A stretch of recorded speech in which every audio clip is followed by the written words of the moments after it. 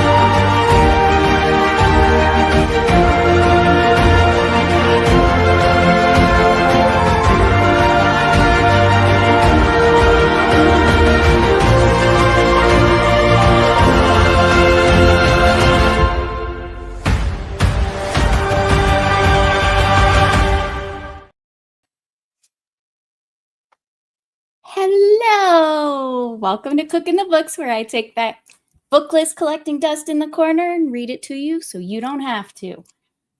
Hi, everybody! How's it going? Hope you're having a good evening. I clearly am. I'm having a fun day, as you can probably tell.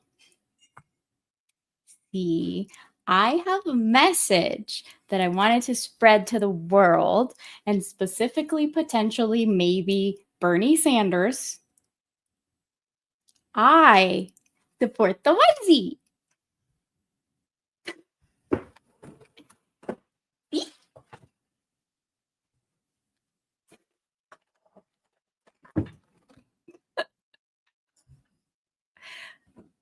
But for real, how is everybody? How's it going? Glad to be here. Glad you're here with me.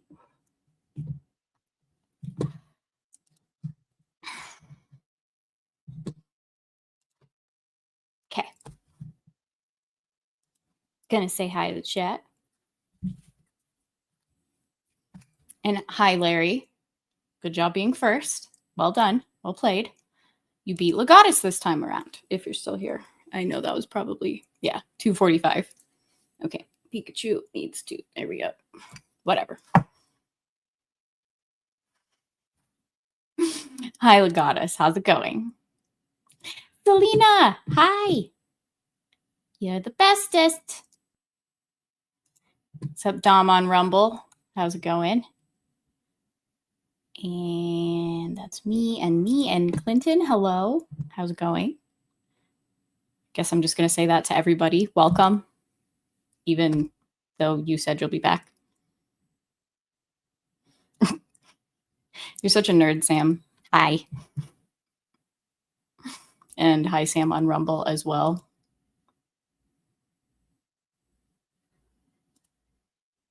Okay. I want to throw things at you. It's an E, not an I, unless you're Pokimane. I think that's how she spells hers. But I'm Pikachu, not just a Pokemon. Pikachu.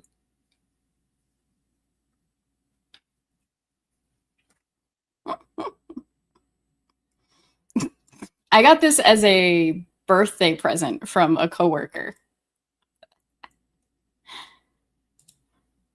He might be lurking.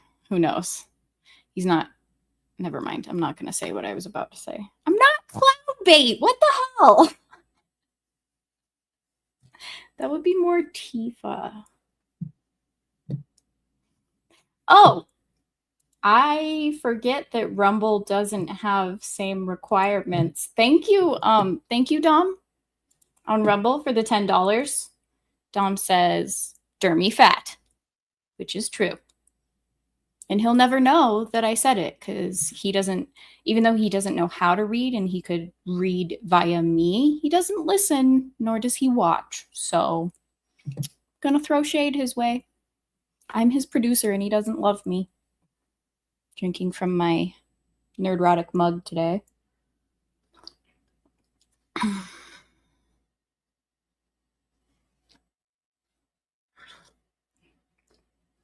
God damn it. I wasn't going to say it, Sam. I mean, I wasn't going to talk about the glitter thing. Okay. The hood's probably coming off. You can see how faded my hair has gotten. Which, it's interesting because I'm using a different red than my normal red. And this one actually fades out of my hair back to the platinum. So that's interesting. Because the other red I normally use does not do that. It just turns pink and kind of just stays pink like this blue down here and the green up here. Today is my fashion show, apparently. Not quite what you guys came here for, but it's what you're getting right now.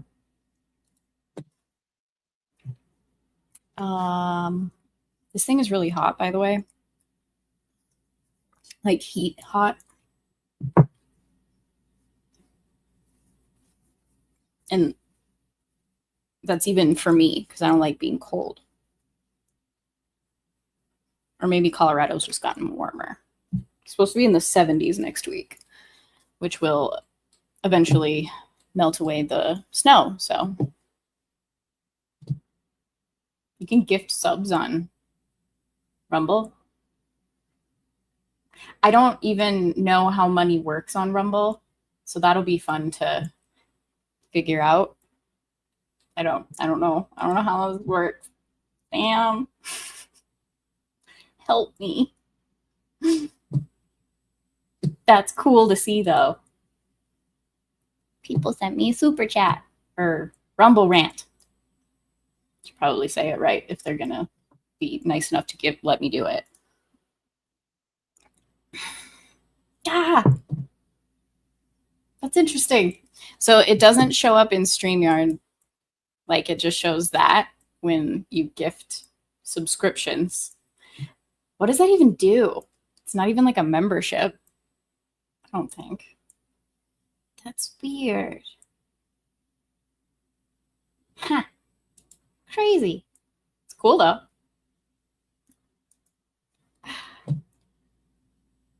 Oh, dang it. But you're my guru for things like that. It does not say, Dom. It just says gifted 5 subscriptions. So it'll just be random people, I guess. I don't really know. Maybe I'll look at it after the stream, play around with it, try and figure it out.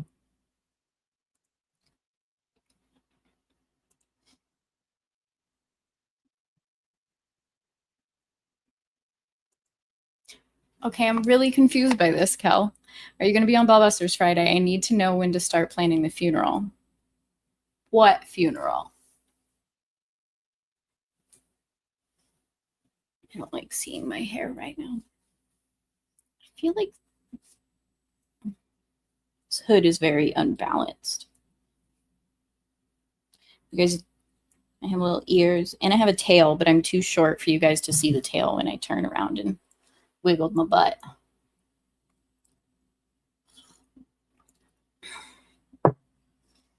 So, fun story. On to the topic of Frankenstein. The reason that you guys are here. I was talking with Dom offline, and he had done like a random search of Google, and it does the whole auto fill replies or whatever. Not replies, answers, questions. Yeah, suggested questions or whatever, like the top questions asked for the subject you're starting and stuff. I'm not going to stand on my chair, Dom. I don't know why I clicked that. Don't worry about it. Just answer. I don't trust you, Kel. Yes, I'm going to be on Ballbusters. But yeah, so random freaking questions have been asked to the Googles. And let me grab my phone because I took note of some pages. But it was actually something that occurred to me when I was reading the book is some of the top questions on Google were things like, are Victor and Henry, his best friend, gay together? Is Victor Frankenstein gay? Is like Walton and Frankenstein, are they in a relationship? And it surprised Dom a little, but it didn't for me, because as I was reading, I actually went back today and took note of it just for like through the letters and kind of that we did last week before the actual like story of Frankenstein and everything started. 1, 2, 3, 4, 5 pages there are just for Walton and Frank. I shorthanded it Frank. Frankenstein, Victor, where there were parts of the passages that as I was reading them, I felt like people could modern day this so easily because of how they look at things. And it drives me crazy that I even had those thoughts because, so let's see. Upon hearing, appreciate that. I didn't want to write in the book, but I was very tempted, like if this were not such a cool copy. 2 days passed in this manner before he's able to speak and appear his sufferings.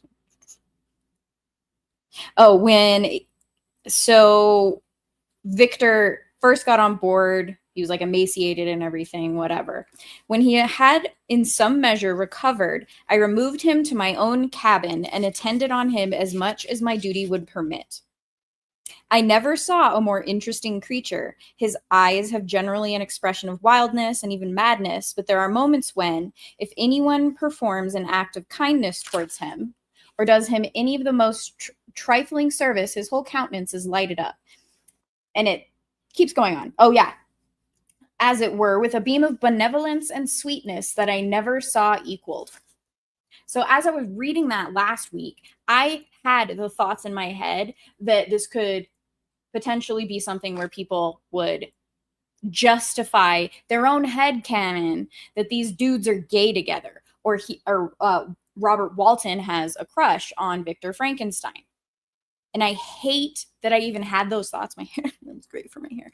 That I even had those thoughts, but it was like the thoughts of this is how people could twist this in modern day. And it's super annoying to me. And so when Dom messaged me that, there was, let me see, on page 33,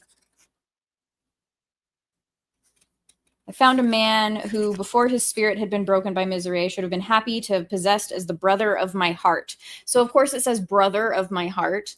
They could definitely twist that in their own headcanon. God, Jesus. Now I see why people like fiddle with their hair so frequently. I'm being very vain right now. Don't mind me. The next page had something. He's so gentle, yet so wise, his mind so cultivated, and when he speaks, although his words are culled with the choicest art, yet they flow with rapidity and unparalleled eloquence. Or, my affection for my guest increases every day. He excites at once my admiration and my pity to an astonishing degree. How can so noble a creature destroyed by misery without feeling the most poignant grief? Very frustrating because people in modern times are going to take that and run with it as because they don't want to look at it with the lens of the times that it was written and the way language was at that time. It's so frustrating to me. And I know this is a tiny tangent and it's a pseudo recap. But it was just something that I did want to mention from last week that I failed to do so after I was finishing with those chapters that I kind of wanted to bring up. I'm sure that there's a possibility I'm behind on the times and people have already like put it into games or movies or shows somewhere potentially.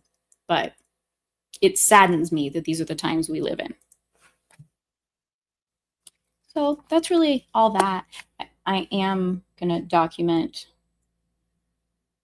other stuff. But last week, for further discussion in the Let It Simmer, last week we read the 4 letters after we did like the introductions and the preface, where we met Robert Walton, who was writing these letters to his sister in London, where he's on a voyage like through the Antarctic going to Russia, and they saw a dude on a sled, or a sledge as it were, and he kind of like disappeared into the fog. And then they come upon another dude on a sled, which ends up being Victor Frankenstein, and he takes him aboard and supports him. Oh my God, Dom, what are you doing to me? Sorry, it's distracting. Thank you for being a monthly supporter. I don't even know what that means, Dom. What is that? Totally going to distract me from everything. Thank you. Thank you. Thank you. I appreciate it. You didn't have to do that. I don't even know. I don't know how to react to that. Or even. You're awesome. Thank you. Continuing on before my embarrassment just keeps traveling up my face.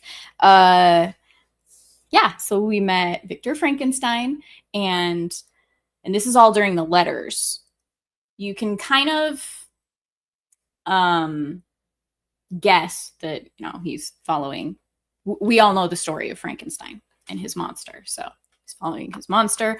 But he was emaciated, tired, completely just a twig and everything, and he comes aboard and gets healthy and becomes quick friends with Robert, who really wasn't befriending any of the shipmates and everything. They were just there to do their jobs. And they did their jobs well, but they weren't friends. And so he becomes friends with this man as they chit-chat during his recovery and whatnot.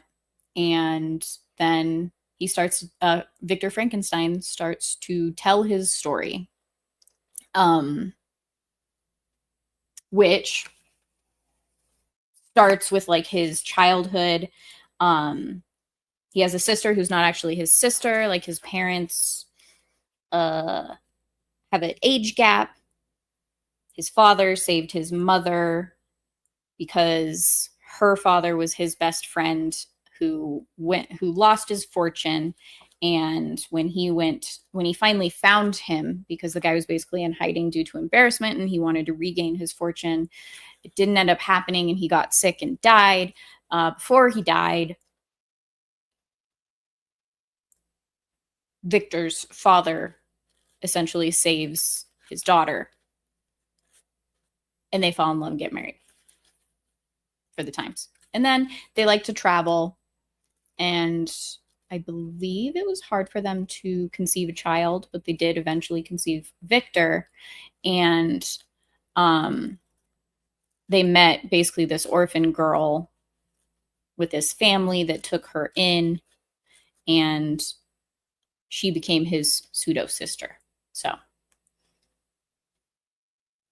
yeah, there's that. Then he meets his best friend, Henry, whose last name is escaping me.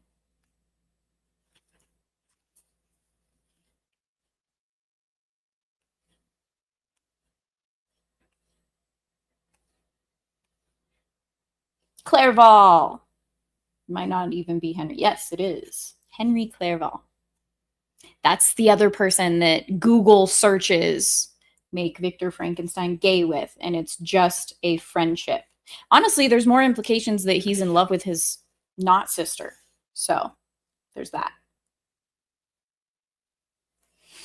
Right before he was leaving for university, his not sister gets sick, and his mom really wanted to take care of her, but everyone was just like, no, because I think it was like scarlet fever or something. She does eventually break and ends up taking care of her, and his sister gets healthy, but the mom does catch the same fever. I'm just going to say it's scarlet fever. And she ends up dying, and it's really sad. And Victor develops issues with life and death and how it all works. So, yeah.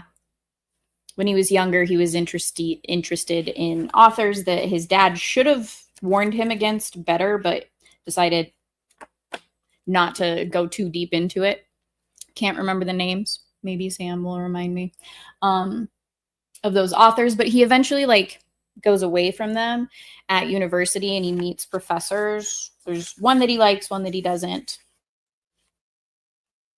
And I think that's kind of where it ended. I don't really want to go into the details, but God, I even think that there's some things that they could take and make where Frankenstein is in love with his teacher, the one that he likes. So it's always fun, that. Let me see. Then took me into his laboratory and explained to me the uses of his various machines, instructing me as to what I ought to procure, and promising me the use of his own when I should have advanced far enough in the science not to derange their mechanism. Gave him a list of books, and he took his leave. That's kind of where it's left off, where the chemistry, that's what it is. The chemist professor. I don't know how this works. I think they're just normal chats, but they come up with different colors on Rumble. See, this is now I have to get used to Rumble and how all that works in StreamYard, since this is my first go around with it. So I apologize for all the people in Rumble who might be judging me because I'm so new to everything, but I am. I'm sorry. Can't blame me for thinking that, just the way our stupid society is now. Yep. That's what I thought too. They made it seem that Victor and the girl they adopted, something could be there. If the mother was just put a mask on, maybe she'd be alive. It's true. Or would it have been the sister that needed to put the mask on? We'll never know. I don't know what you're planning, and I don't trust it, nor do I like it. But it'll be fun, I'm sure. I'm sure I will laugh. All right. So that is the summary so far. I am going to get to it with the next chapter, which is chapter 4. Let's journey on.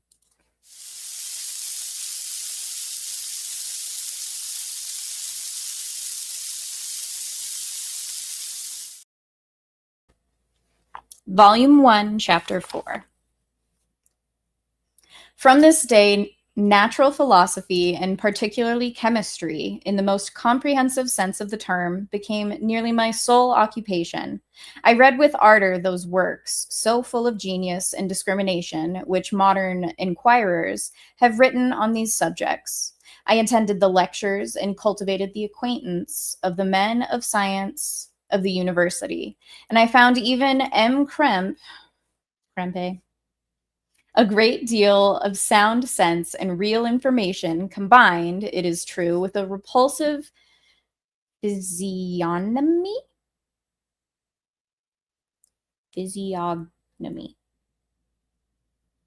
and manners. I apologize. I don't know all the words. But not on that account the less valuable. In M. Walden, I found a true friend. His gentleness was never tinged by dogmatism, and his instructions were given with an air of frankness and good nature that banished every idea of pedantry. In 1,000 ways, he smoothed for me the path of knowledge and made the most abstruse enquiries clear and facile to my apprehension. My application was at first fluctuating and uncertain. It gained strength as I proceeded and soon became so ardent and eager that the stars often disappeared in the light of morning whilst I yet engaged in my laboratory. As I applied so closely, it may be easily conceived that my progress was rapid. My ardor was indeed the astonishment of the students, and my proficiency that of the masters. Professor Kremp often asked me with a sly smile how Cornelius Agrippa went on, whilst M. Walden expressed the most heartfelt exultation in my progress. 2 years passed in this manner, during which I paid no visit to Geneva, but was engaged heart and soul in the pursuit of some discoveries which I hoped to make. None but those who have experienced them can conceive of the enticements of science.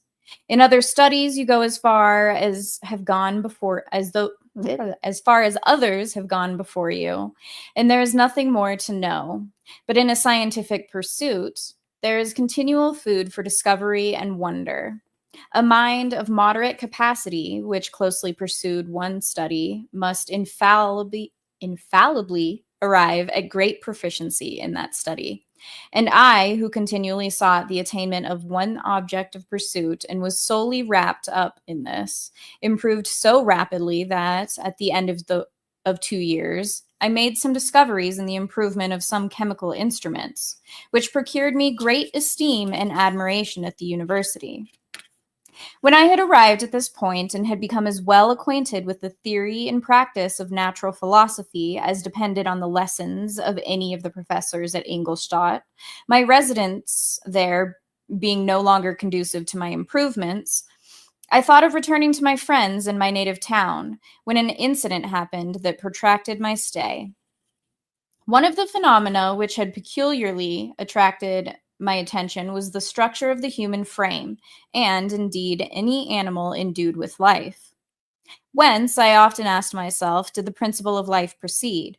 It was a bold question, and one which has ever been considered as a mystery.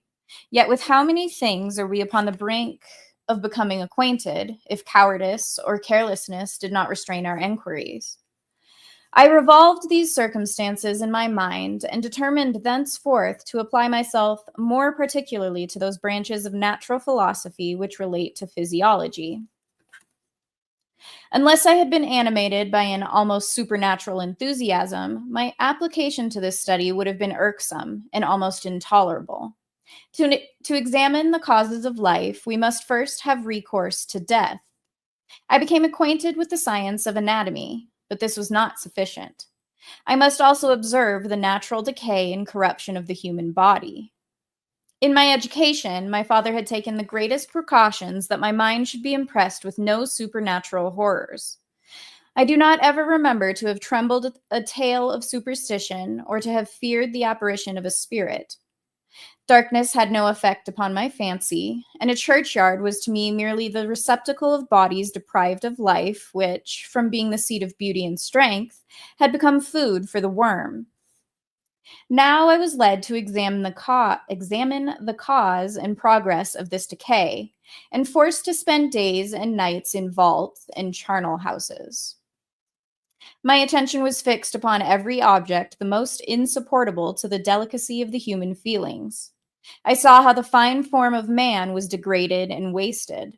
I beheld the corruption of death succeed to the blooming cheek of life. I saw how the worm inherited the wonders of the eye and brain. I paused, examining and analyzing all the minutiae of causation, as exemplified in the change from life to death and death to life, until from the midst of this darkness a sudden light broke in upon me, a light so brilliant and wondrous, yet so simple, that while I became dizzy with the immensity of the prospect which it illustrated, I was surprised that among so many men of genius who had directed their enquiries towards the same science, that I alone should be reserved to discover so astonishing a secret. Remember, I am not recording the vision of a madman. The sun does not more certainly shine in the heavens than that which I now affirm is true. Some miracle might have produced it, yet the stages of the discovery were distinct and probable. After days and nights of incredible labor and fatigue, I succeeded in discovering the cause of generation in life. Nay, more, I became myself capable of bestowing animation upon lifeless matter. The astonishment which I had at first experienced on this discovery soon gave place to delight and rapture. After so much time spent in painful labor, to arrive at once at the summit of my desires was the most gratifying consummation of my toils. But this discovery was so great and overwhelming that all the steps by which I had been progressively led to it were obliterated, and I beheld only the result. What had been the study and desire of the wisest men since the creation of the world was now within my grasp. Not that, like a magic scene, it had all opened upon me at once. The information I had obtained was of a nature rather to direct my endeavors so soon as I should put them towards the object of my search, than to exhibit that object already accomplished. I was like the Arabian who had been buried with the dead and found a passage to life, aided only by one glimmering and seemingly ineffectual light. I see by your eagerness and the wonder and hope which your eyes express, my friend, that you expect to be informed of the secret with which I am acquainted. That cannot be. Listen patiently until the end of my story, and you will easily perceive why I am reserved upon that subject. I will not lead you on, unguarded and ardent as I then was, to your destruction and infallible misery. Learn from me, if not by my precepts, at least by my example, how dangerous is the acquirement of knowledge, and how much happier that man is who believes his native town to be the world, than he who aspires to become greater than his nature will allow.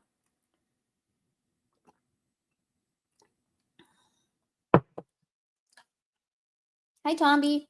I see you.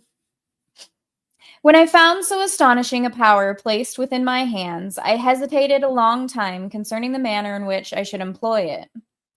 Although I possess the capacity of bestowing animation, yet to prepare a frame for the reception of it, with all its intricacies of fibers, muscles, and veins, still remained a work of inconceivable difficulty and labor.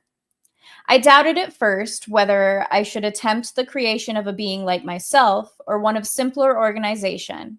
But my imagination was too much exalted by my first success to permit me to doubt of my ability to give life to an animal as complex and wonderful as man. The materials at present within my command hardly appeared adequate to so arduous an undertaking, but I doubted not that I should ultimately succeed. I prepared myself for a multitude of reverses. My operations might be incessantly baffled, and at last my work be imperfect. Yet, when I considered the improvement which every day takes place in science and mechanics, I was encouraged to hope my present attempts would at least lay the foundations of future success. Nor could I consider the magnitude and complexity of my plan as any argument of its impracticability. It was with these feelings that I began the creation of a human being. As the minuteness of the parts formed a great hindrance to my speed, I resolved, contrary to my first intention, to make the being of a gigantic stature. That is to say, about 8 feet in height and proportionally large. After having formed this determination, and having spent some months in successfully collecting and arranging my materials, I began. No one can conceive the variety of feelings which bore me onwards, like a hurricane, in the first enthusiasm of success. Life and death appeared to me ideal bounds, which I should first break through and pour a torrent of light into our dark world. A new species would bless me as its creator and source. Many happy and excellent natures would owe their being to me. No father could claim the gratitude of his child so completely as I should deserve theirs. Pursuing these reflections, I thought that if I could bestow animation upon lifeless matter, I might, in process of time, although I now found it impossible, renew life where death had apparently devoted the body to corruption. These thoughts supported my spirits while I pursued my undertaking with unremitting ardor. My cheek had grown pale with study, and my person had become emaciated with confinement. Sometimes, on the very brink of certainty, I failed. Yet still I clung to the hope which the next day or the next hour might realize. One secret which I alone possessed was the hope to which I had dedicated myself.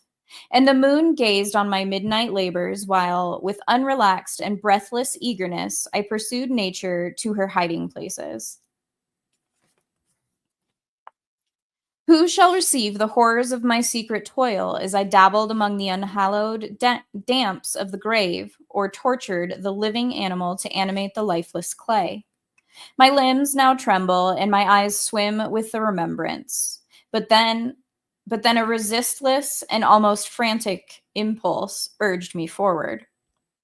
I seemed to have lost all soul or sensation but for this one pursuit.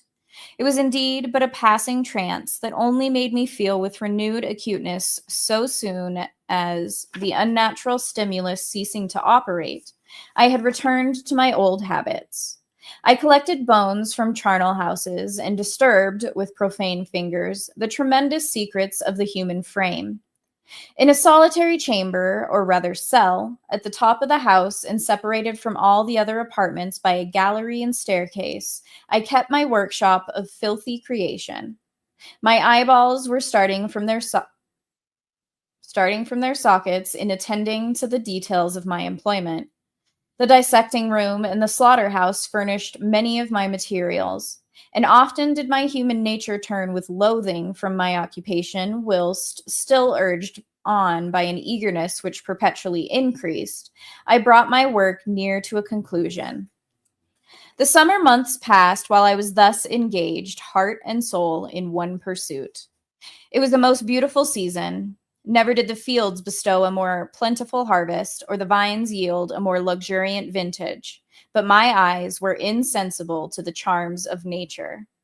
And the same feelings which made me neglect the scenes around me caused me also to forget those friends who were so many miles absent, and whom I had not seen for so long a time. I knew my silence disquieted them, and I well remembered the words of my father. I know that while you are pleased with yourself, you will think of us with affection, and we shall hear regularly from you. You must pardon me if I regard any interruption in your correspondence as a proof that your other duties are equally neglected. I knew well, therefore, what would be my father's feelings, but I could not tear my thoughts from my employment, loathsome in itself, but which had taken an irresistible hold of my imagination. I wished, as it were, to procrastinate all that related to my feelings of affection until the great object, which swallowed up every bit of my nature, should be completed. I then thought that my father would be unjust if he ascribed my neglect to vice or faultiness on my part, but I am now convinced that he was justified in conceiving that I should not be altogether free from blame. A human being in perfection ought always to preserve a calm and peaceful mind, and never to allow passion or a transitory desire to disturb his tranquility. I do not think that the pursuit of knowledge is an exception to this rule. If the study to which you apply yourself has a tendency to weaken your affections and to destroy your taste for those simple pleasures in which no alloy can possibly mix, then that study is certainly unlawful, that is to say, not befitting the human mind. If this rule were always observed, if no man allowed any pursuit whatsoever to interfere with the tranquility of his domestic affections, Greece had not been enslaved. Caesar would have spared his country. America would have been discovered more gradually, and the empires of Mexico and Peru had not been destroyed. But I forget that I am moralizing in the most interesting part of my tale, and your looks remind me to proceed. My father made no reproach in his letters, and only took notice of my silence by inquiring into my occupations more particularly than before. Winter, spring, and summer passed away during my labors, but I did not watch the blossom or the expanding leaves, sights which before always yielded me supreme delight, so deeply as I was engrossed in my occupation. The leaves of that year had withered before my work drew to a close, and now every day showed me more plainly how well I had succeeded. But my enthusiasm was checked by my anxiety, and I appeared rather like one doomed by slavery to toil in the mines or any other unwholesome trade than an artist occupied by his favorite employment. Every night I was oppressed by a slow fever, and I became nervous to a most painful degree.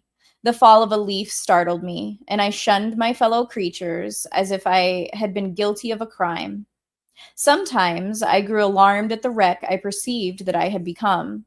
The energy of my purpose alone sustained me.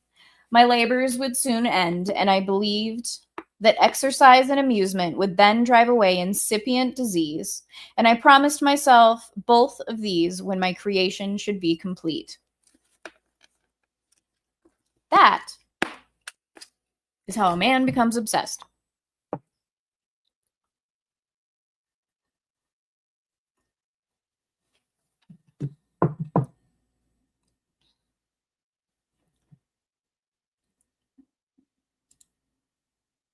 Physiognomy. Okay. Thank you. I didn't think that the G was supposed to be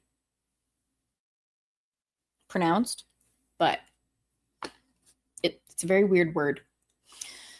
Abstruse means hard to understand. Okay. Thank you. Hi, Static, if you're still here. Hello. And again, hello, Tomby. Thank you for the like and the view. He would have an enormous Schwanzstücker. How was that pronunciation? Terrible.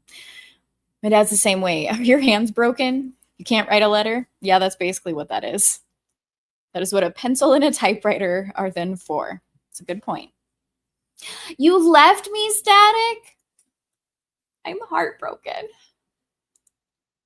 I don't have abandonment issues.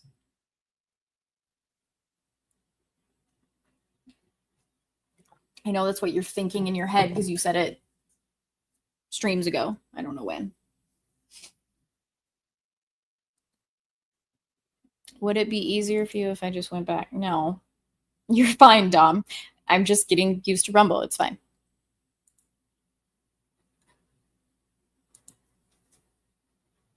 So, do you guys think that if you were in Frankenstein's position that you would be equally obsessed? Like, the way he describes it, he had the feeling in the back of his mind that he shouldn't be pursuing what he was pursuing, but his curiosity seemed to overpower that hesitation.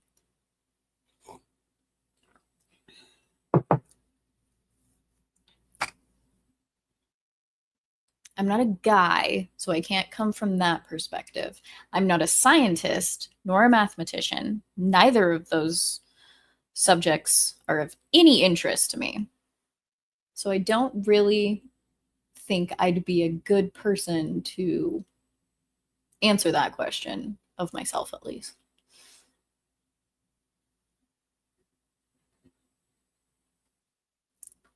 Because I don't think I would get that obsessed over it. Like, where does curiosity overcome the morality of that pursuit?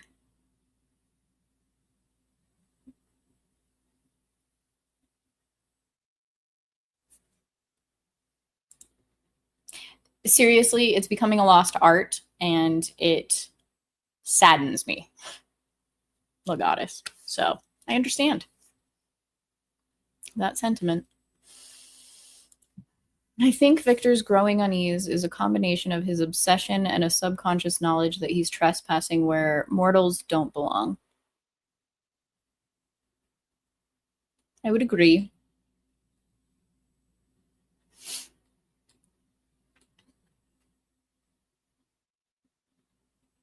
Playing God is never a good plan. Like, it's hard for me to really think on it. Like, I can attempt to place myself in his shoes. And clearly he was close with his mother. And he lost her. And was depressed by that fact. Because I think he delayed his trip to university at least 2 weeks, I think it was. Maybe it was 2 months. I swear it was a 2 was involved, I swear. Like any scientist, where the need for knowledge and their moral codes don't match. Yeah.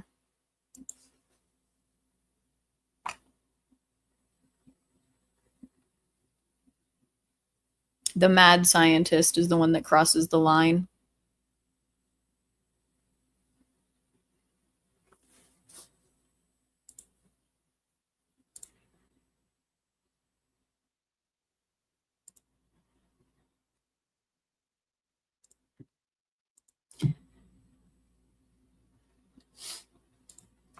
Unfortunately, modern medicine would be nowhere near as advanced as it is if it weren't for unscrupulous scientists. It is an unfortunate fact of life.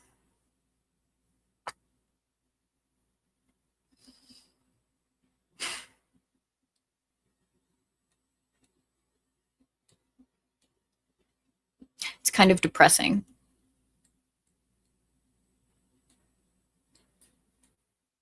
Is it worth it?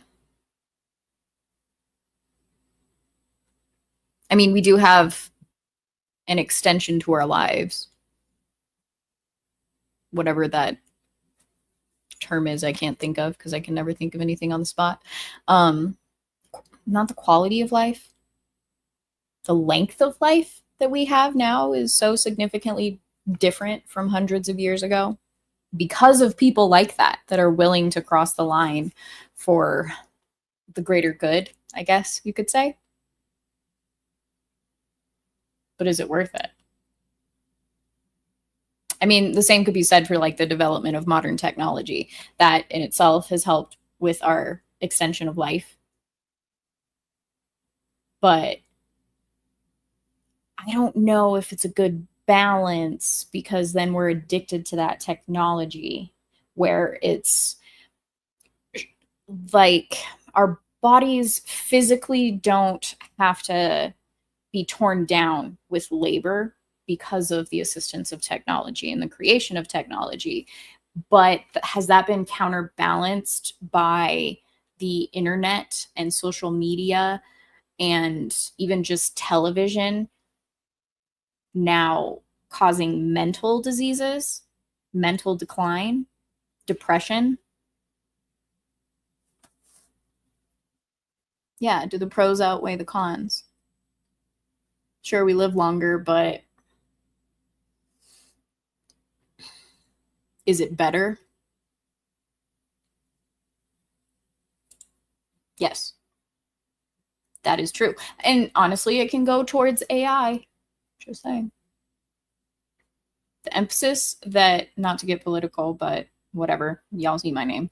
The emphasis that RFK Jr. in the hearings today put on AI and telemedicine, I don't necessarily like, because at one point he mentioned that an AI nurse would be able to provide telemedicine to people in rural areas.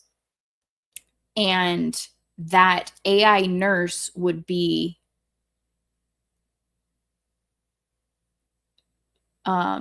would look no different than an actual person, like an actual nurse in real life. I don't care how far away we might be from that. That eventuality to me creeps me out. Just think iRobot.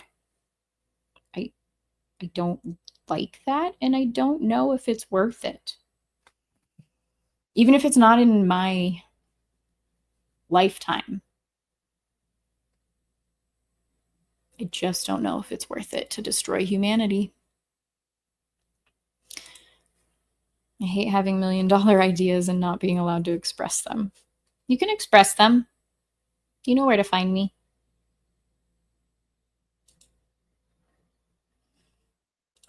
Hi, James. How's it going? Oh, update for any new people. I am letting Bernie Sanders know that I support the onesie.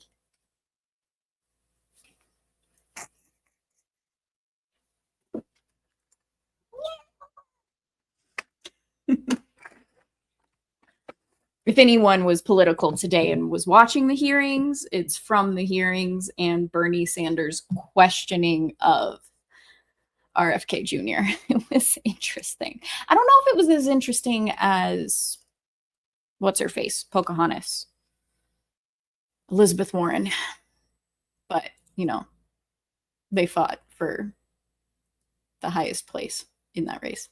In both magic and science, there is always a price. Sometimes that price is too high. Yeah. But then the masses try to control it or want to control it. And when a group of people come together, it's not a good thing necessarily. Yes, Pikachu onesie. Did you show up at my explanation of the onesie? Is that when you caught me?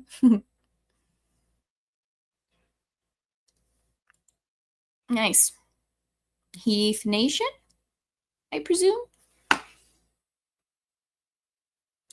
So a modern day Frankenstein, but the monster is an amalgamation of George Floyd, Mike Brown, and Trayvon Martin. Really glad I pulled that up. That's great. I did tell you to say what you wanted to say, my friend.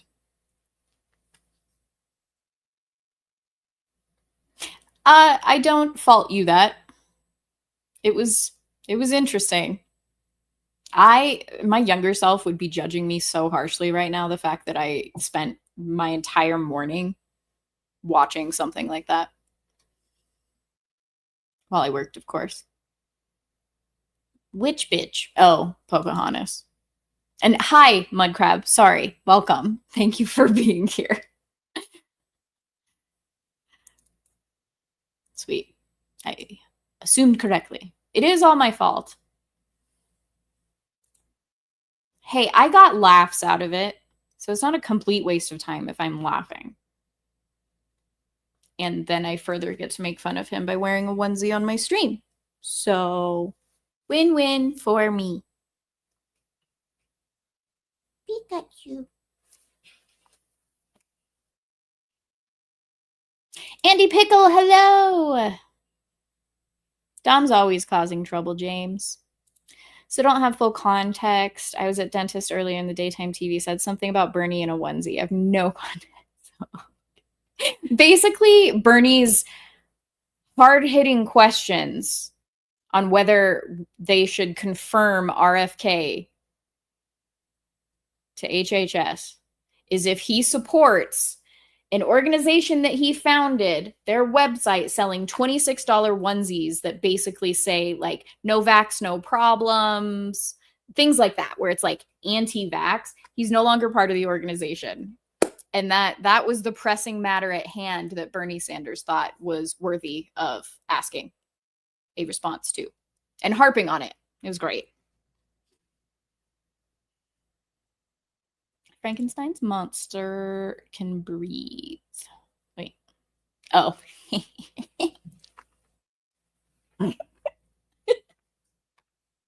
You're talking to Kel.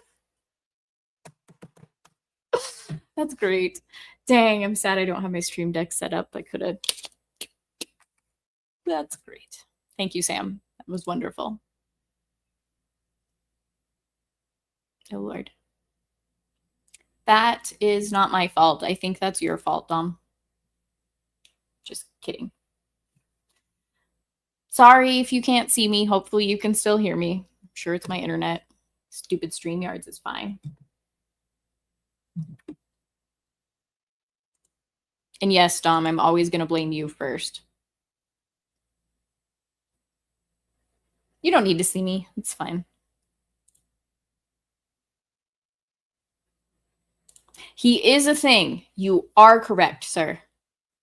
But let's get back to Frankenstein, because that is a much more fun topic than politics and silliness, such as the confirmation hearings today. Just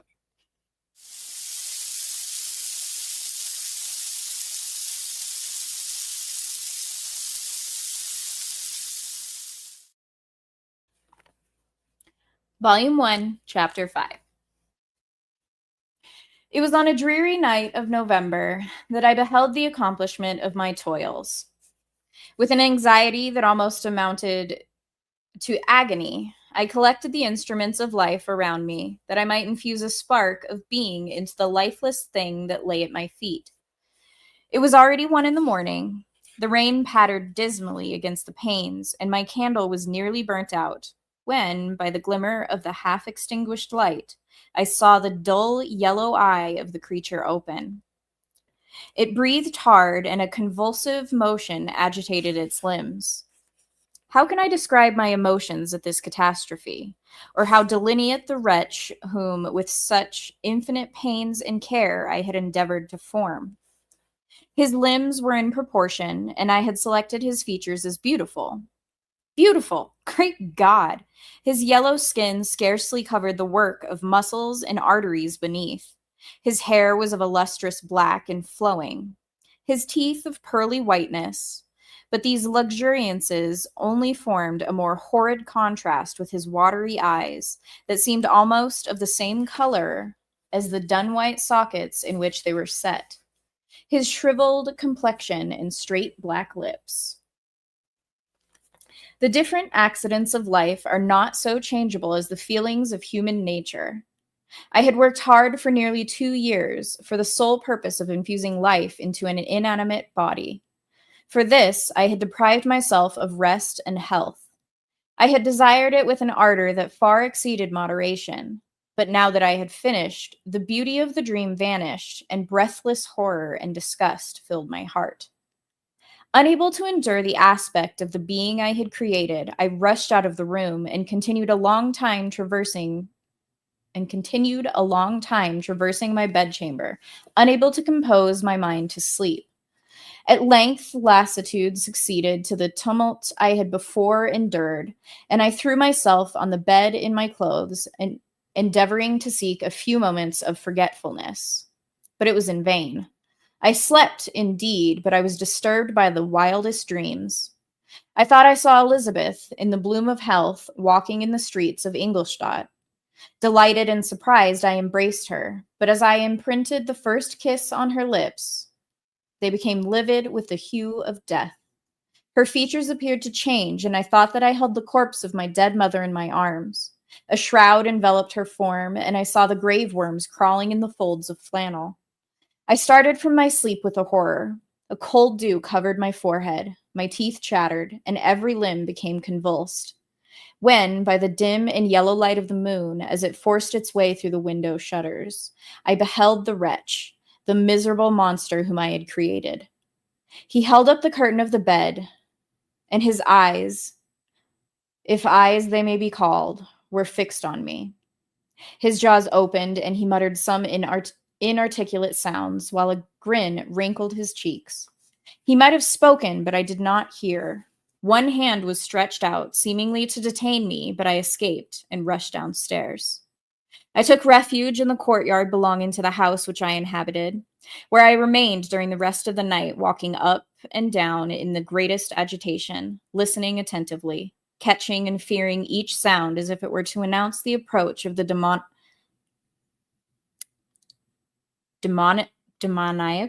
demoniacal corpse to which I had so miserably given life. Oh, no mortal could support the horror of that countenance. A mummy again endued with animation could not be so hideous as that wretch. I had gazed on him while unfinished. He was ugly then, But when those muscles and joints were rendered capable of motion, it became a thing such as even Dante could not have conceived. I passed the night wretchedly. Sometimes my pulse beat so quickly and hardly that I felt the palpitation of every artery. At others, I nearly sank to the ground through languor and extreme weakness. Mingled with this horror, I felt the bitterness of disappointment. Dreams that had been my food and pleasant rest for so long a space were now become a hell to me, and the change was so rapid, the overthrow was complete. Morning, dismal and wet, at length dawned, and discovered to my sleepless and aching eyes the church of Ingolstadt, its white steeple and clock, which indicated the 6th hour.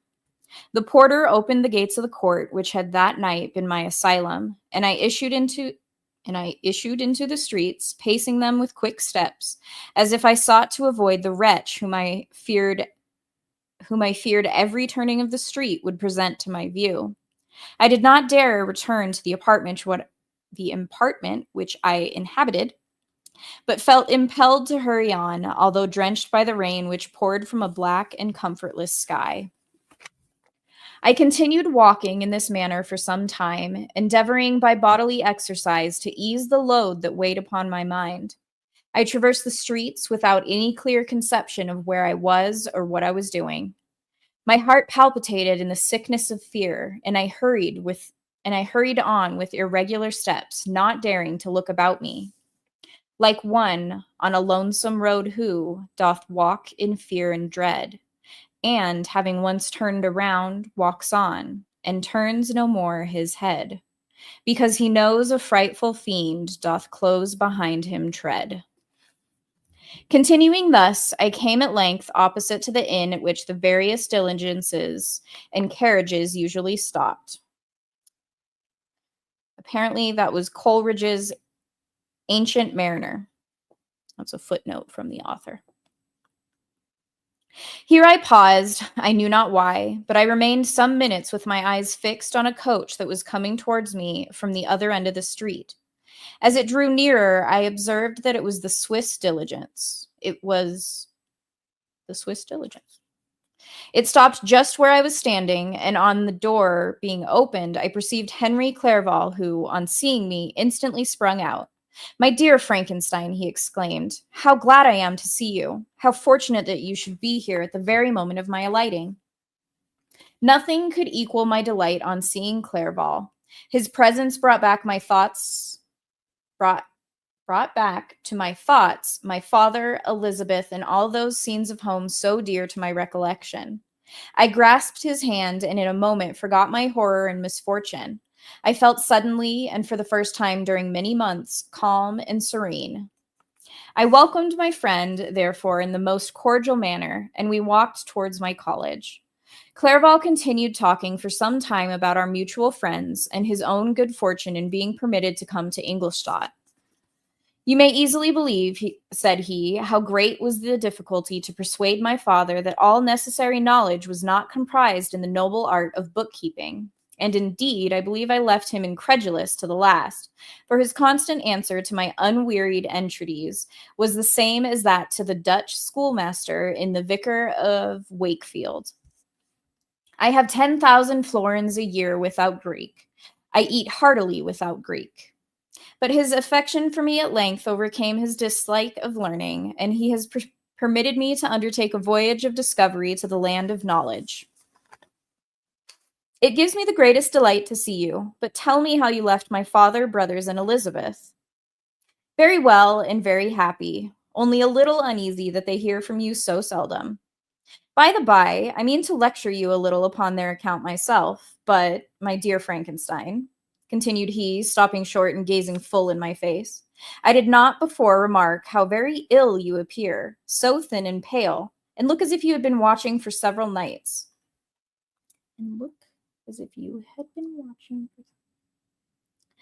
"You have guessed right. I have lately been so deeply engaged in one occupation that I have not allowed myself sufficient rest, as you see.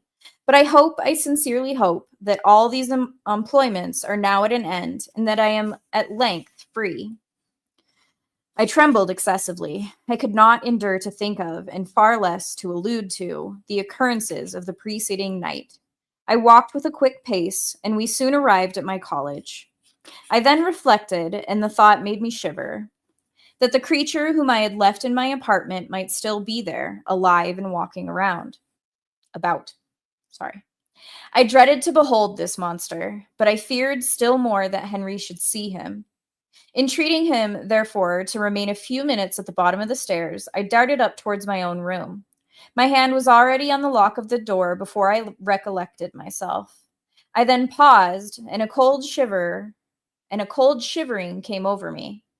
I threw the door forcibly open, as children are accustomed to do when they expect a specter to stand in waiting for them on the other side. But nothing appeared. I stepped fearfully in. The apartment was empty, and my bedroom was also freed from its hideous guest. I could hardly believe that so great a good fortune could have befallen me, but when I became assured that my enemy had indeed fled, I clapped my hands for joy and ran down to Clerval.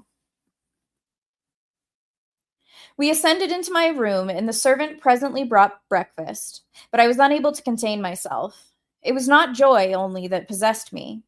I felt my flesh tingle with excess of sensitiveness, and my pulse beat rapidly. I was unable to remain for a single instant in the same place. I jumped over the chairs, clapped my hands, and laughed aloud. Clerval at first attributed my unusual spirits to joy on his arrival, but when he observed me more attentively, he saw a wildness in my eyes for which he could not account, and my loud, unrestrained, heartless laughter frightened and astonished him. "My dear Victor," he cried, "what, for God's sake, is the matter? Do not laugh in that manner. How ill you are! What is the cause of all this?" "Do not ask me," cried I, putting my hands before my eyes, for I thought I saw the dreaded specter glide into the room. "He can tell. Oh, save me, save me!" I imagined that the monster seized me. I struggled furiously and fell down in a fit. Poor Clerval! What must have been his feelings? A meeting, which he anticipated with such joy, so strangely turned to bitterness. But I was not the witness of his grief, for I was lifeless, and did not recover my senses for a long, long time. This was the commencement of a nervous fever, which confined me for several months. During all that time, Henry was my only nurse. I afterwards learned that, knowing my father's advanced age, and unfitness for so long a journey, and how wretched my sickness would make Elizabeth, he spared them this grief by concealing the extent of my disorder. He knew that I could not have a more kind and attentive nurse than himself, and, firm in the hope he felt of my recovery, he did not doubt that, instead of doing harm, he performed the kindest action that he could towards them. But I was in reality very ill, and surely nothing but the unbounded and unremitting attentions of my friend could have restored me to life. The form of the monster on whom I had bestowed existence was forever before my eyes, and I raved incessantly concerning him. Doubtless my words surprised Henry. He at first believed them to be the wanderings of my disturbed imagination, but the pertinacity with which I continually recurred to the same subject persuaded him that my disorder indeed owed its origin to some uncommon and terrible event. By very slow degrees, and with frequent relapses that alarmed and grieved my friend, I recovered. I remembered the first time I became capable of observing outward objects with any kind of pleasure. I perceived that the fallen leaves had disappeared, and that the young buds were shooting forth from the trees that shaded my window. It was a divine spring, and the season contributed greatly to my convalescence. I felt also sentiments of joy and affection revive in my bosom. My gloom disappeared, and in a short time I became as cheerful as before I was attacked by the fatal passion. "Dearest Clerval," exclaimed I, "how kind, how very good you are to me. This whole winter, instead of being spent in study as you promised yourself, has been consumed in my sick room. How shall I ever repay you? I feel the greatest remorse for the disappointment of which I have been of the occasion, but you will forgive me. You will repay me entirely if you do not discompose yourself, but get well as fast as you can. And since you appear in such good spirits, I may speak to you on one subject, may I not?" I trembled. One subject. What could it be? Could he allude to an object on whom I dared not even think? "Compose yourself," said Clerval, who observed my change of color. I will not mention it if it agitates you, but your father and cousin would be very happy if they received a letter from you in your own handwriting. They hardly know how ill you have been and are uneasy at your long silence. Is that all, my dear Henry? How could you suppose that my first thought would not fly towards those dear, dear friends whom I love, and who are so deserving of my love? If this is your present temper, my friend, you will perhaps be glad to see a letter that has been lying here some days for you. It is from your cousin, I believe.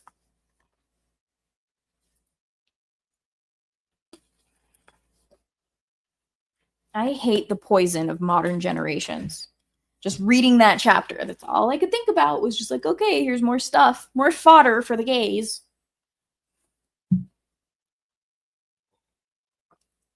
But all that chapter actually does is demonstrate friendship and a willingness to set aside and sacrifice your own goals for that of a friend. Yet they twist it into like their own fan fiction. Drives me crazy.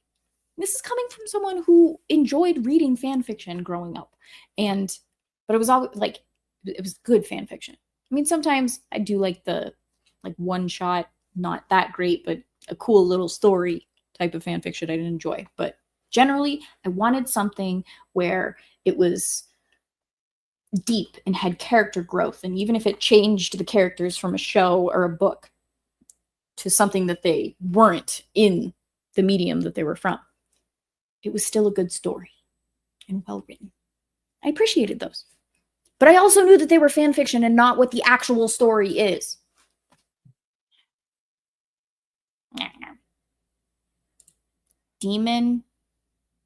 Demoniacal. Jesus. Did I say it right at any point? I think at the end I did. It's just, it didn't help that it was one line into the next with a hyphen, so it threw me off. Thank you.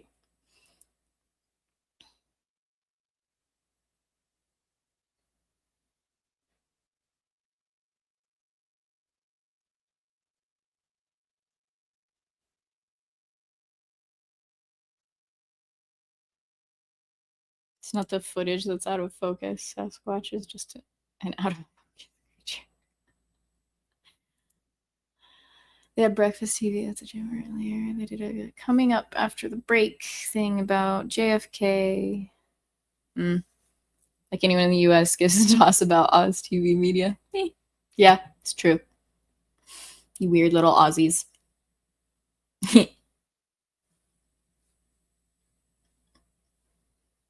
Hers was hilarious, though. Like, pot, meat, kettle. You're both black. Like, shut up. It was so dumb. The process for bringing the monster back to life is a mix of Fenty, Arizona tea, and Swishers. Ah, Swishers sweets. Where's Carl? Peter Boyle. I don't know any of those names.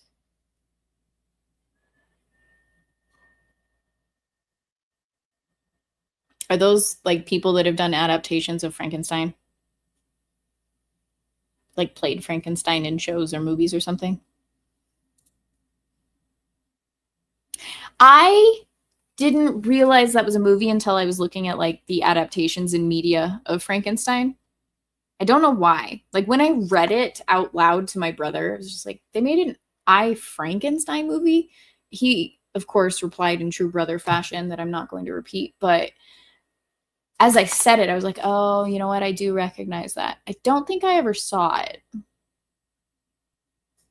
Trying to figure out what phrase do they use a lot in this book. Don't bring up the other ones. Don't bring them up. Why? Why?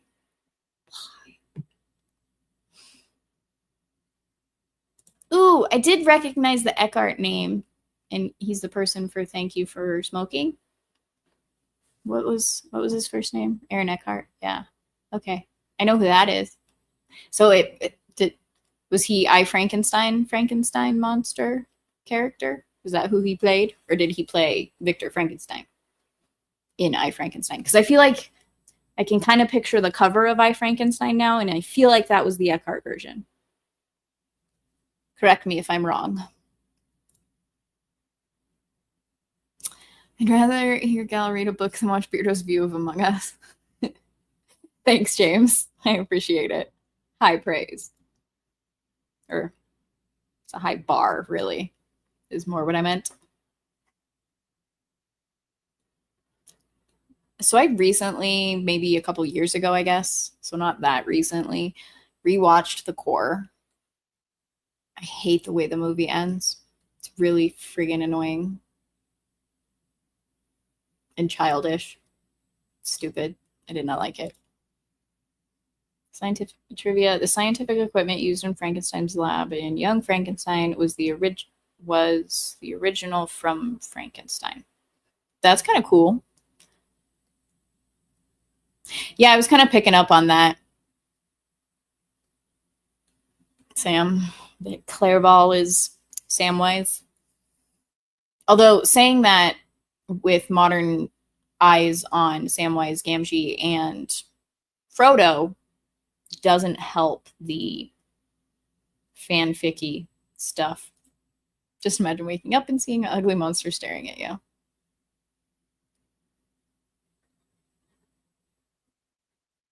I'm ignoring that. Mud crab, size of the rice bowl.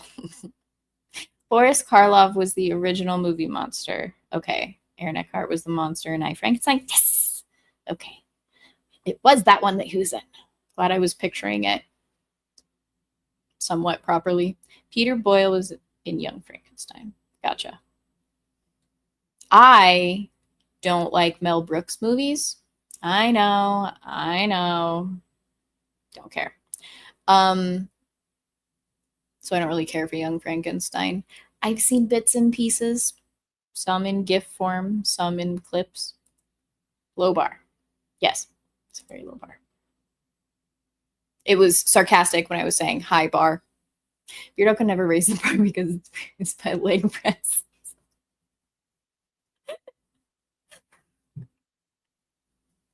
Thank you, Kel. Your average Patriot nerd. Hi, how's it going? Oh, off of work early. That's always nice. Waiting on a drive-through. Apparently, I'm 5 years old. What are you eating? What drive-through is it? Dr. Frankenstein exclaimed, "What knockers?" as he looked at the door. No, he is not. Since you said Young Frankenstein, and just kidding, I'm assuming that doesn't happen. Do you still want to do it? Maybe. If we can find the time. I'm not opposed to it, Dom. Sorry it didn't work out this past weekend. Don't like Mel Brooks movies. Okay. Taco hell.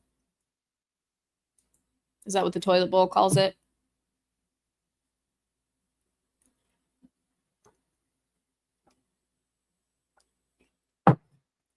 I haven't had Taco Bell in a very long time, that I can recall at least. I recently unknowingly lied a while ago. A while ago. I'm really good at contradicting myself. Predicting myself. As I stated that I hadn't been to McDonald's in like maybe a decade or close to it. But in 2022, when we were leaving Orlando to drive back to Colorado, we stopped and got breakfast at McDonald's 3 freaking years ago. Well, 2.5, because it was October 2022. Whatever. So I sit corrected because I'm not going to stand. To anybody who may have heard that I have not had McDonald's in that long. I'm not a fan of McDonald's because I worked there and it's gross.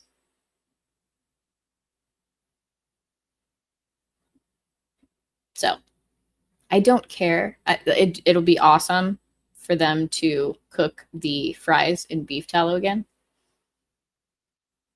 because those fries were delicious and I do recall that. But I don't care that much because I'm not going to eat it. I was like this close after Donald Trump worked at McDonald's. Very close to breaking. But I still didn't get it because I don't need that shit in my life. Probably the last time you had Taco Bell was when... Oh, God. I totally forgot about that. That was last year. We did have Taco Bell, huh? We had to walk through all that construction and everything. That's like the first time I've been to downtown Denver in a long time, I think. You know what? I'm going to stop saying things like that because I'm going to be proven wrong by someone in like T-minus 5 seconds. Like you, remembering everything. I mean, you and my brother. Okay, I'm going to go warm up my tea. I will be right back.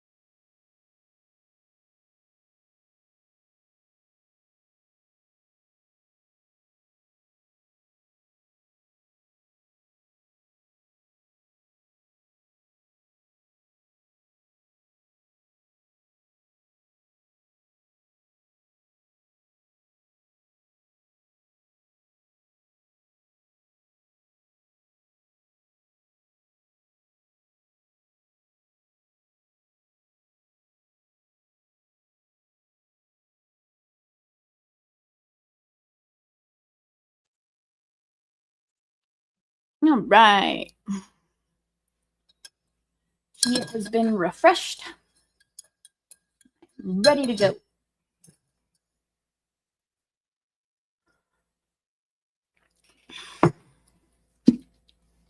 Let's do it to it.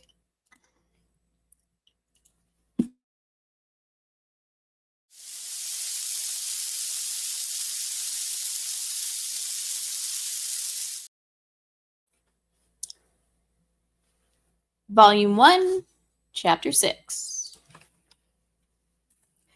Clerval then put the following letter into my hands. It was from my own Elizabeth. My dearest cousin, you have been ill, very ill, and even the constant letters of dear kind Henry are not sufficient to reassure me on your account. You are forbidden to write, to hold a pen. Yet one word from you, dear Victor, is necessary to calm our apprehensions. For a long time I have thought that each post would bring this line, and my persuasions have restrained my uncle from undertaking a journey to Ingolstadt. I have prevented his encountering the inconveniences and perhaps dangers of so long a journey. Yet how often have I regretted not being able to perform it myself? I figure to myself that the task of attending on your sickbed was devolved on some mercenary old nurse who could never guess your wishes, nor minister them to the care and affection of your poor cousin. Yet that is over now. Clerval writes that indeed you are getting better. I eagerly hope that you will confirm this intelligence soon in your own handwriting. Get well and return to us. You will find a happy, cheerful home and friends who love you dearly. Your father's health is vigorous, and he asks but to see you, but to be assured that you are well. And not a care will ever cloud his benevolent countenance. How pleased you would be to remark the improvement of our Ernest. He is now 16 and full of activity and spirit. He is desirous to be a true Swiss and to enter into foreign service, but we cannot part with him, at least until his elder brother return to us. My uncle is not pleased with the idea of a military career in a distant country, but Ernest never had your powers of application. He looks upon study as an odious fetter. His time is spent in the open air, climbing the hills or rowing on the lake. I fear that he will become an idler unless we yield the point and permit him to enter on the profession which he has selected. Little alteration, except the growth of our dear children, has taken place since you left us. The blue lake and snow-clad mountains, they never change. And I think our placid home and our contented hearts are regulated by the same immutable laws. My trifling occupations take up my time and amuse me, and I am rewarded for any exertions by seeing none but happy, kind faces around me. Since you left us, but one change has taken place in our little household. Do you remember on what occasions Justine Moritz entered our family?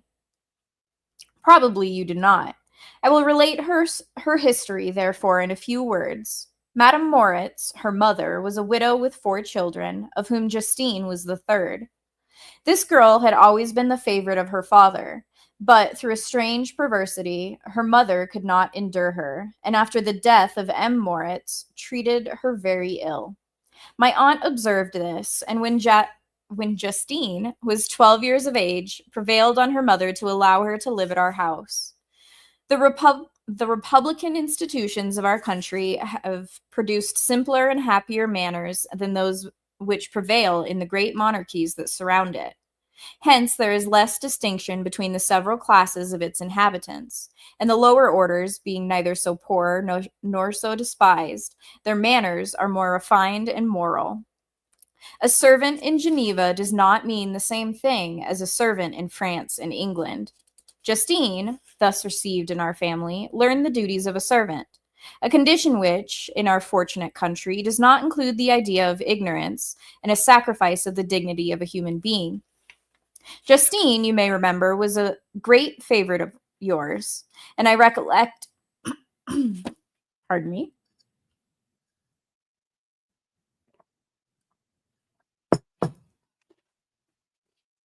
and I recollect you once remarked that if you were in an ill humor, one glance from Justine would dissipate it, for the same reason that Ariosto gives concerning the beauty of Angelica.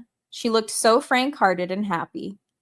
My aunt conceived a great attachment for her, by which she was induced to give her an education superior to that which she had at first intended. This benefit was fully repaid. Justine was the most grateful little creature in the world. I do not mean that she made any professions. I never heard one pass her lips. But you could see by her eyes that she almost adored her protectress. Although her disposition was gay and in many respects inconsiderate, yet she paid the greatest attention to every gesture of my aunt. Gay as in happy, everybody. Calm down. She thought her the model of all excellence and endeavored to imitate her phraseology and manners, so that even now she often reminds me of her. When my dearest aunt died, everyone was too much occupied in their own grief to notice poor Justine, who had attended her illness with the most anxious affection. Poor Justine was very ill, but other trials were reserved for her. One by one, her brothers and sister died, and her mother, with the exception of her neglected daughter, was left childless. The conscience of the woman was troubled. She began to think that the deaths of her favorites were a judgment from heaven to chastise her partiality. She was a Roman Catholic, and I believe her confessor confirmed the idea which she had conceived. Accordingly, a few months after your departure for Ingolstadt, Justine was called home by her repentant mother. Poor girl, she wept when she quitted our house. She was much altered since the death of my aunt. Grief had given softness and a winning mildness to her manners, which had before been remarkable for vivacity. Nor was her residence at her mother's house of a nature to restore her gaiety.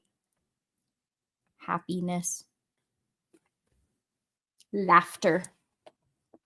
The poor woman was very vacillating in her repentance. She sometimes begged Justine to forgive her unkindness, but much oftener accused her of having caused the deaths of her brothers and sister. Perpetual fretting at length threw Madame Moritz into a decline, which at first increased her irritability, but she is now at peace forever. She died on the first approach of cold weather, at the beginning of this last winter. Justine has returned to us, and I assure you I love her tenderly. She is very clever and gentle and extremely pretty. As I mentioned before, her mien and her expressions continually remind me of my dear aunt. I must say also a few words to you, my dear cousin, of little darling William. I wish you could see him. He is very tall of his age, with sweet, laughing blue eyes, dark eyelashes, and curling hair. When he smiles, two little dimples appear on each cheek, which are rosy with health. He has already had one or two little wives, but Louisa Biron is his favorite, a pretty little girl of 5 years of age. Now, dear Victor, I dare say you wish to be indulged in a little gossip concerning the good people of Geneva. Yeah, every man's desire is to learn the gossip. The pretty Miss Mansfield has already received the congratulatory visits on her approaching marriage with a young Englishman, John Melbourne, Esquire. Her ugly sister, Manon, married M. Duvillard, the rich banker, last autumn. Your favorite schoolfellow, Louis Manoir, has suffered misfortune since the departure of Clerval from Geneva, but he has already recovered his spirits and is reported to be on the point of marrying a very lively, pretty Frenchwoman, Madame Tavernier. That's what I'm going with. She is a widow and much older than Manoir, but she is very much admired and a favorite with everybody. I have written myself into better spirits, dear cousin, but my anxiety returns upon me as I conclude. Write, dearest Victor, one line. One word will be a blessing to us. 10,000 thanks to Henry for his kindness, his affection, and his many letters. We are sincerely grateful. Adieu, my cousin, take care of yourself, and I entreat you, write. Elizabeth Lavenza, Geneva, March 18th, 17. Dear, dear Elizabeth, I exclaimed, when I had read her letter. I will write instantly and relieve them from the anxiety they must feel. I wrote, and this exertion greatly fatigued me, but my convalescence had commenced and proceeded regularly. In another fortnight, I was able to leave my chamber. One of my first duties on my recovery was to introduce Clerval to the several professors of the university. In doing this, I underwent a kind of rough usage, ill befitting the wounds that my mind had sustained. Ever since the fatal night, the end of my labors and the beginning of my misfortunes, I had conceived a violent antipathy even to the name of natural philosophy. When I was otherwise quite restored to health, the sight of a chemical instrument would renew all the agony of my nervous symptoms. Henry saw this and had removed all my apparatus from my view. He had also changed my apartment, for he perceived that I had acquired a dislike for the room which had previously been my laboratory. But these cares of Clerval were made of no avail when I visited the professors. M. Walden inflicted torture when he praised, with kindness and warmth, the astonishing progress I had made in the sciences. He soon perceived that I disliked the subject, but not guessing the real cause, he attributed my feelings to modesty and changed the subject from my improvement to the science itself, with a desire, as I evidently saw, of drawing me out. What could I do? He meant to please, and he tormented me. I felt as if he had placed carefully, one by one, in my view, those instruments which were to be afterwards used in putting me to a slow and cruel death. I writhed under his words, yet dared not exhibit the pain I felt. Clerval, whose eyes and feelings were always quick in discerning the sensation of others, declined the subject, alleging in excuse his total ignorance, and the conversation took a more general turn. I thanked my friend from my heart, but I did not speak. I saw plainly that he was surprised, but he never attempted to draw my secret from me. And although I loved him with a mixture of affection and reverence that knew no bounds, yet I could never persuade myself to confide to him that event which was so often present to my recollection, but which I feared the detail to another would only impress more deeply. M. Krempe was not equally docile. And in my condition at that time of almost insupportable sensitiveness, his harsh, blunt encomiums, Sam, Encomiums, his harsh, blunt encomiums gave me even more pain than the benevolent approbation of M. Waldman.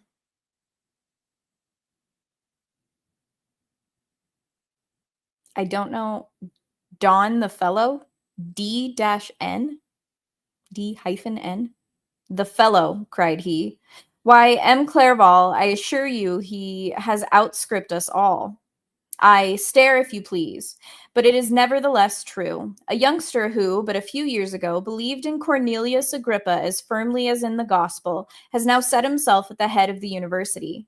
And if he is not soon pulled down, we shall all be out of countenance.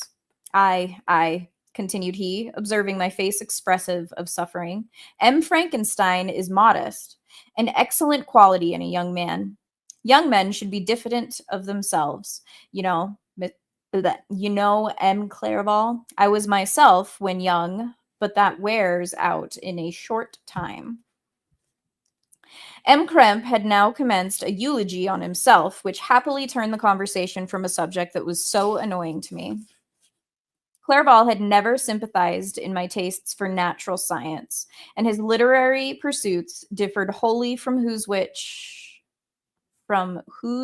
had occupied me. He came to the university with the design of making himself complete master of the Oriental languages, as thus he should open a field for the plan of life he had marked out for himself.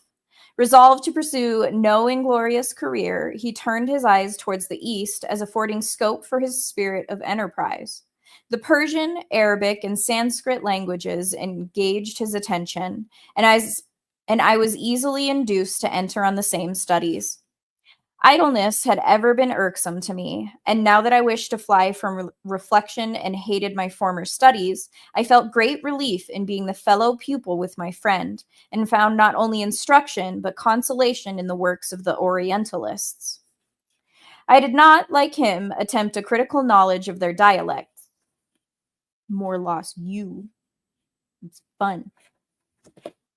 For I did not contemplate making any other use of them than temporary amusement.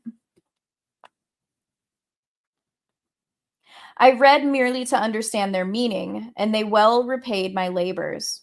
Their melancholy is soothing, and their joy elevating, to a degree I never experienced in studying the authors of any other country. When you read their writings, life appears to consist in a warm sun and a garden of roses, in the smiles and frowns of a fair enemy, and the fire that consumes your own heart. How different from the manly and heroical poetry of Greece and Rome.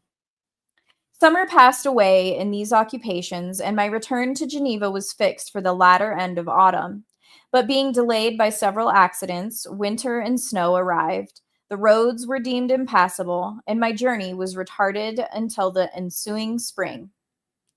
I felt this delay very bitterly, for I longed to see my native town and my beloved friends.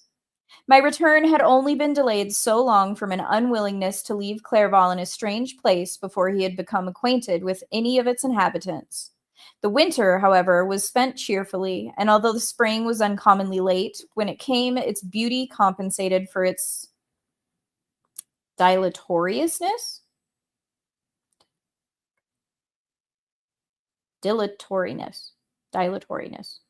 That is a stupid word. I'm going to say compensated for its delay. The month of May had already commenced, and I expected the letter daily which was to fix the date of my departure, when Henry proposed a pedestrian tour in the environs of Ingolstadt, that I might bid a personal farewell to the country I had so long inhabited. I acceded with pleasure to his proposition. I was fond of exercise, and Clerval had always been my favorite companion in the rambles of this nature that I had taken among the scenes of my native country. We passed a fortnight in these perambulations. My health and spirits had long been restored, and they gained additional strength from the salubrious air I breathed, the natural incidents of our progress, and the conversation of my friend.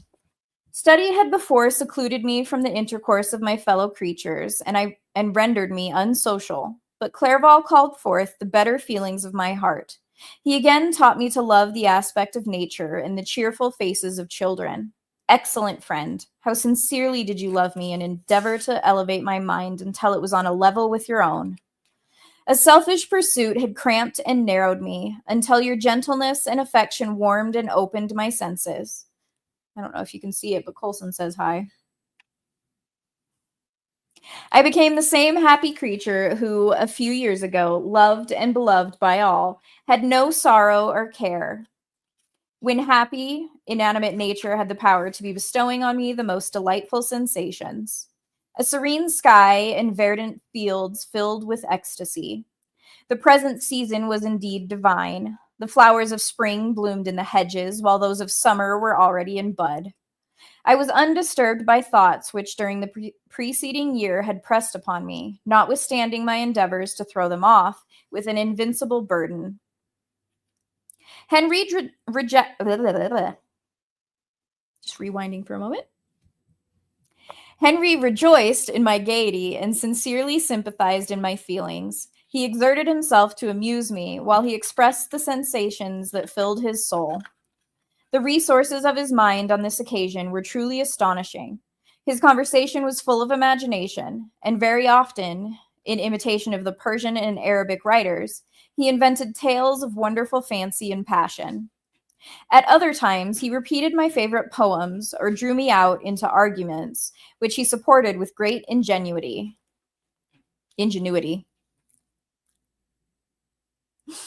We returned to our college on a Sunday afternoon. The peasants were dancing, and everyone we met appeared gay and happy. My own spirits were high, and I bounded along with feelings of unbridled joy and hilarity. Oh, and that's the end of that chapter. Would you like to know more?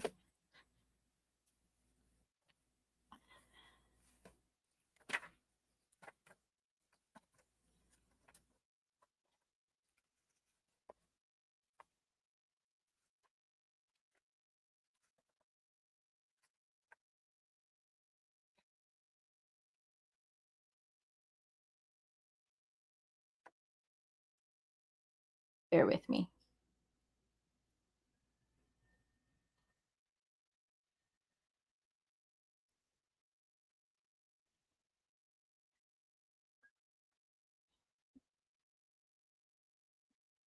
Cool.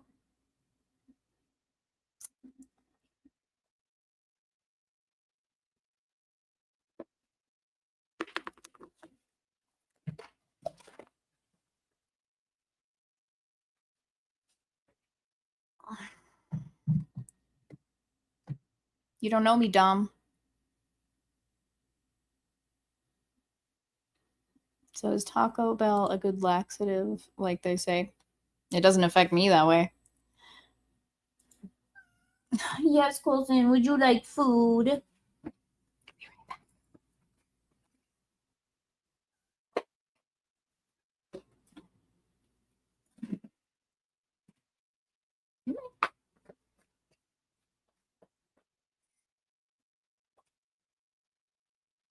You don't want food.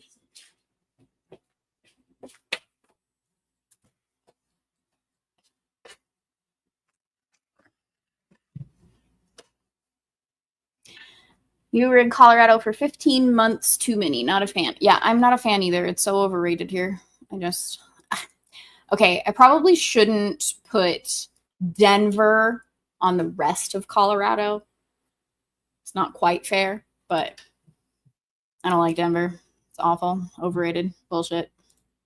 Bring back the chili cheese burrito. I just make my own burritos. It's been a while since I did the carnivore diet since October. I found some keto tortillas, so we can now have actual burritos / tacos and like breakfast burritos and stuff. I was super happy because I do ketovore. Basically, the keto is like some veggies, bread, and tortillas. And everything else is carnivore.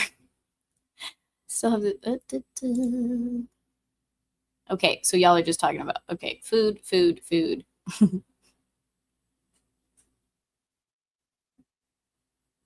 What's gay, Dom? Oh, never mind. You were talking about the word gay that was used in the chapter for a feeling of happiness. Oh, uh-oh. I have been advised. I don't know if this is Dom or if this is actually Dermy. $5 tip on Stream Elements, which I do have pinned at the top of chat if anyone feels like tipping. I'm really bad at promoting that, so I apologize. No obligation whatsoever, but I appreciate you for watching or sending money because you're cool. Dermy says, I'm always watching my favorite producer. Love you, gal. It could be Dom saying that with the name Dermy, or it could be Dermy. But thank you, Dermy. Was I saying it right though? Encomium? Praising speech. Thank you. And then this one. Dilatoriness means slow or time wasting. Thank you. Dictionary. If they wrote this, they would definitely make him. Oh yeah, for sure. And yes, I was deciding how many chapters to do, which I do believe that will be my last chapter for the evening. Remember, this is a horror story. What happens in horror stories when everything is going well and people are happy? Death and destruction!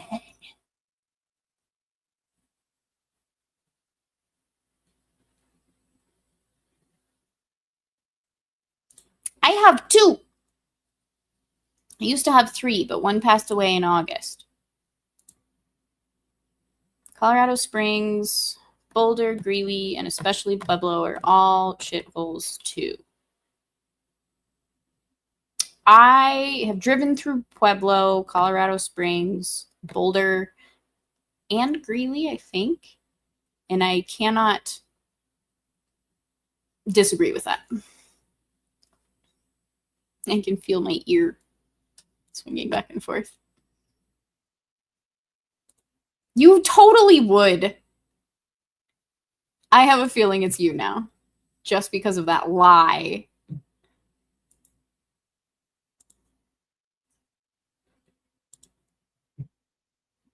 And you know you would, so nice try, sir.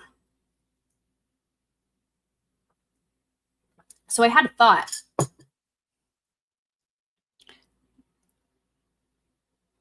Because he was left to his own devices and did not have his best friend with him at school, he went on with his,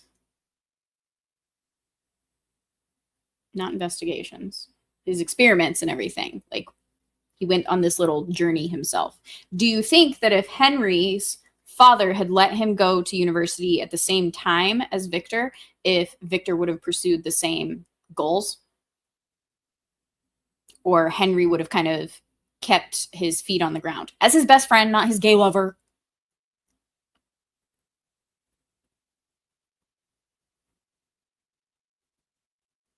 Because that's what their friendship seems like, that Henry keeps him sane, like keeps him grounded.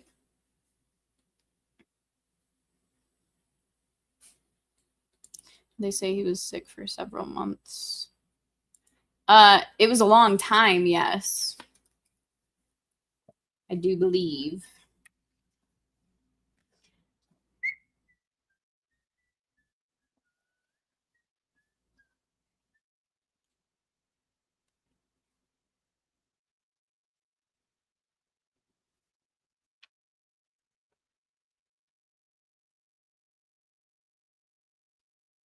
Yep, several months.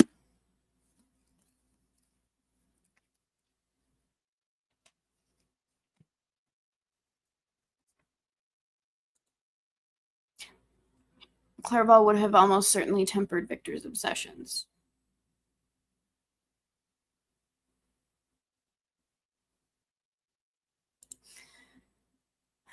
I'm glad you made it home safely.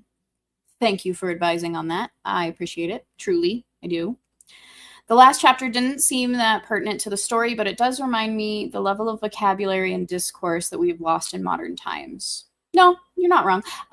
You're not wrong with that second half. I'm not necessarily saying you're wrong in the first half, but I do want to disagree because that's actually, that last chapter for me is what made me think on that question. Because Henry was there to kind of balance him out. Technically, it's after what happened with the monster and what Frankenstein did. So it's kind of reactionary, but he was able to help him move past it. And I feel that shows what Sam had said, that he would have tempered Victor's obsessions because he'd be able to kind of like balance him out and keep him grounded, like I'd mentioned earlier. And I think that chapter does a very good job of showing that without his best friend who knows him so well and can help him, they like help each other, really. Like, it's not just a one-sided relationship, I don't think. They kind of balance each other out. I feel like I could be wrong technically, but that's what I interpret from that chapter's relevance, is to call to light the mistake that Victor made likely would not have been made had Henry been able to travel with him at the same time, instead of those 2 years of being separated where Victor went crazy, essentially. Did crazy stuffs. So that's my counter to that. But I do agree with the second half.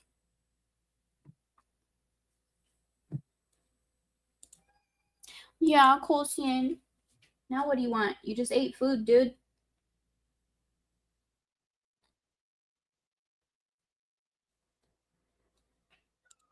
What? My God. I don't know if you can see him. It's being a butt.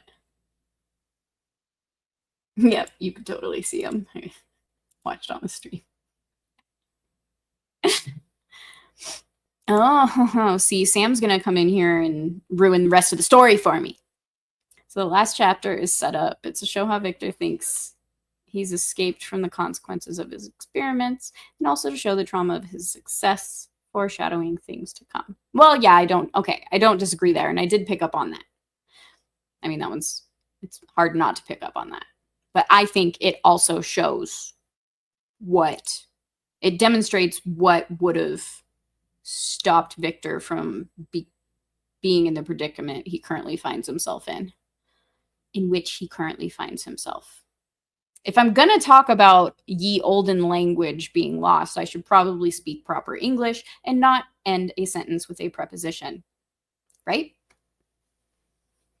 Fair enough. I have not listened to the story much yet, so I'm a bit less knowledgeable. Well, I mean, I wouldn't say I'm knowledgeable. It's just my interpretation.